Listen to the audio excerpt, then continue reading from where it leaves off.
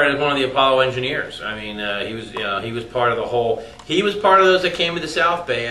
With the John F. Kennedy, we're going to the moon, and so when you hear about what built the South Bay, you hear about people like my father. You hear about some of the other aerospace people like Jack Northrop, many of the rest that and Howard Hughes. Let's right, I was going to mention he's absolutely Howard Hughes. He was one of the ones that built the South Bay before the South Bay was. He innovated. He developed technology. He was innovating, but my point is that he was even before JFK. He was before the space race. He was more of the.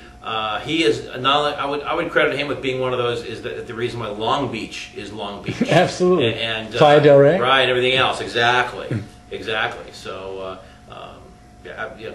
So basically, you are making sacrifices, and your wife is 100% in concert with this. Not necessarily as a lifelong politician, but your standard of living and the fun that you have working in the aerospace industry, and one of the few that survives here, is you're.